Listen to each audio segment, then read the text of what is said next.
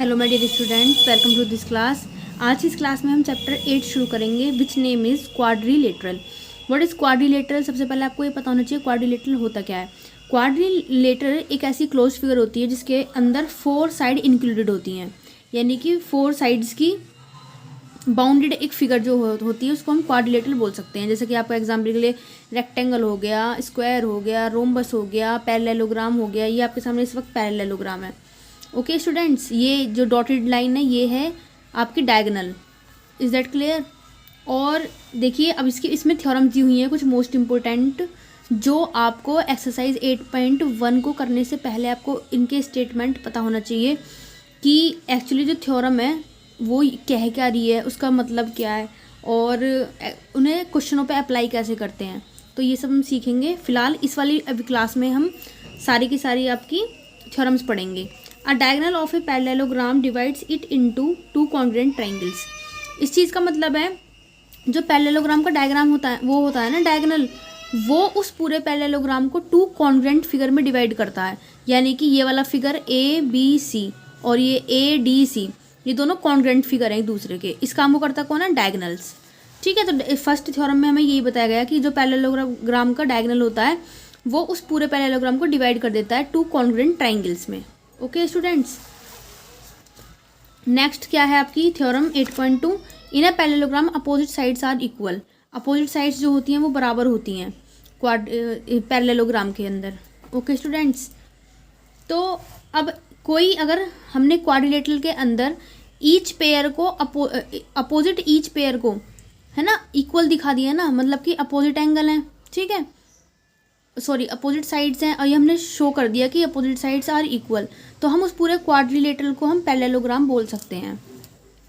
8.3 का मतलब यही था, ये जो आपकी दिखाई दे रही है आपको, ठीक है। अब देखिए 8.4 है यहाँ पे। In a parallelogram opposite angles are equal. Parallelogram के अंदर सारे अपोजिट एंगल जो होते हैं ना वो इक्वल होते हैं। अपोजिट का मतलब आमने सामने के, जैसे कि ए के सामने का सी वाला, ये दोनों इक्वल होंगे, बी जितना होगा उतना ही डी होगा। तो 8.4 थ्योरम ये कहती है पैरेललोग्राम के अंदर अपोजिट एंगल्स बराबर होते हैं। In a quadrilateral in each pair of opposite angles is equal then it is a parallelogram.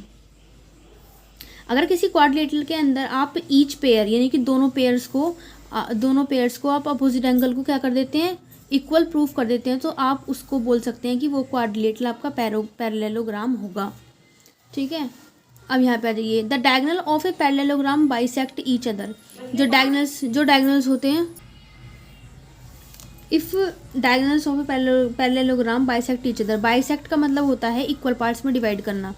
तो जब ये डायगोनल्स एक दूसरे को काटते हैं तो ये एक दूसरे को बाइसेक्ट कर देते हैं। बाइसेक्ट का मतलब आप समझिए, जैसे पूरा डायगोनल है आपका BD, ठीक है, तो यहाँ पे कट हुआ ये AC के द्वारा पॉइंट O पर, तो O से लेके C तक की B तक की डिस्टेंस, O से लेके D तक की डिस्टेंस बराबर होगी। ये बाइसेक्ट का मतलब होता है 2 इक्वल पार्ट में डिवाइड कर देना। वैसे ही इस BD डायगोनल ने इस AC को भी बाइसेक्ट कर दिया। O से लेके A तक की डिस्टेंस, O से लेके C तक की डिस्टेंस बराबर होती है आपकी पैरेललोग्राम के अंदर। ठीक है, अब देखिए नेक्स्ट थ्योरम क्या कहती है आपकी, लास्ट है but not least. If the diagonals of quadrilateral bisect each other. अगर किसी क्वाड्रिलेटरल के अंदर डायगोनल्स बाइसेक्ट करते हैं एक दूसरे को, तो आप उसे बोल सकते हैं कि वो एक पैरेललोग्राम है, क्वाड्रिलेटरल। ओके स्टूडेंट्स, तो इसके अंदर हमने 7 थ्योरम्स देखी। अब इनके मीन्स को अप्लाई कैसे करना है वो हम नेक्स्ट वीडियो में समझेंगे। ओके स्टूडेंट्स, तब तक अच्छे से इन थ्योरम्स को आप माइंड में कर लीजिए अच्छे से, बेहतरीन। जितनी बार आप रिवाइज करेंगे उतनी ज़्यादा अच्छा है, क्योंकि फिर आपको क्वेश्चन करने में इंटरेस्ट आएगा। Okay students, thanks for watching this class and best of luck for your study.